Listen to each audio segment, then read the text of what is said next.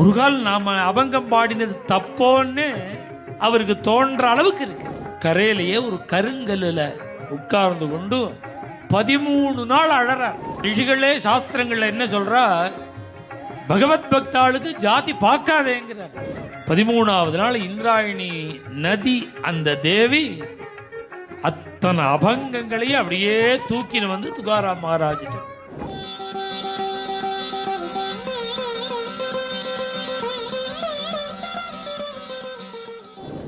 உத்தரவு போட்ட உடனே துகாராம் மகாராஜ் அகம்பாவி கிடையாது, கர்ப்பிஷ்டன் கிடையாது. நான் எழுதின புஸ்தகத்தை தூக்கி போடுறதான்னு அப்படி ஒரு அகம்பாவம் இல்லாதவர். ராமேஸ்வர பட்டர் மகாத்மா, வேதாத்தியன சம்பன்னர், தர்மம் தெரிஞ்சவர். அவர் சொன்னால் சரியா இருக்கும். அவர் துகாராம் மகாராஜ் பரம வினய சம்பன்னர், சத்குணர். ஒரு கால் நாம அபங்கம் பாடினது தப்போன்னு அவருக்கு தோன்ற அளவுக்கு இருக்கு. அப்போ பெரிய மகாத்மாக்கள்லாம் சொல்கிறா, நாம் தியாகம் பண்ண துணி மூட்டையில் அபங்கத்தை முழுக்க வச்சு கட்டி இந்திராயணி நதியில் போட்டுட்டேன். கரையிலேயே ஒரு கருங்கல்லில் உட்கார்ந்து கொண்டு 13 நாள் அழறார். அன்னமில்லை, ஆகாரம் இல்லை, தீர்த்தபானம் இல்லை. இன்றைக்கி தெகு போனோம்னா அந்த கோவிலில் அவர் எந்த சிலையில் உட்காண்டாரோ அந்த சிலையை பிரதிஷ்டை பண்ணியிருக்கா. அழறார் துகாராமா. ராமேஸ்வர பட்டர் சொல்லிட்டார், தியாகம் பண்ணியாச்சு. நாம் என்ன தப்பு இருக்கு அபங்கத்தில்? சுந்தரத்த தியான உபாபிஷேவர். நாம் என்ன தப்பா சொல்லியிருக்கோம்? என்ன தப்பா சொல்லியிருக்கோம்?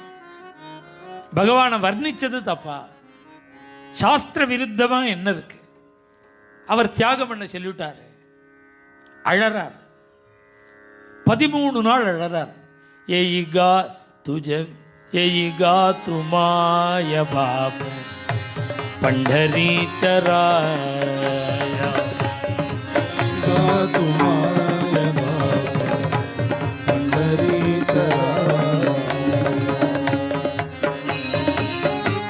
तुझ वीण शीन वाट क्षीण झाली काय वीण शीन वाट क्षीण झाली काय येई गा तुमाय भाव पंढरी चराय येई गा तुमाय भाव पंढरी चराय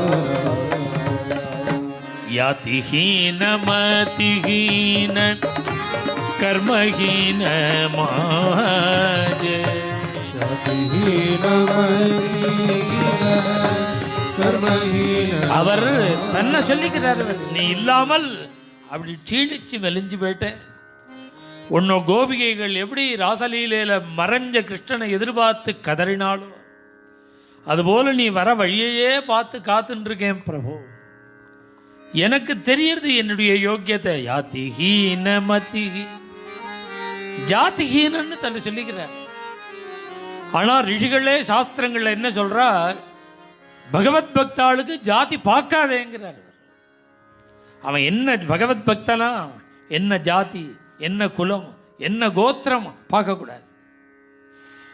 பார்க்கக்கூடாதுங்கிறது மாத்திரமில்ல, பார்த்தாலே பிரஷ்டனா போயிடுவான்னு இருக்கு. இதெல்லாம் ரிஷிகளுடைய வாக்கியம்தான். ஆனால் அவர் சொல்றார், யாத்திஹீன மதிஹி.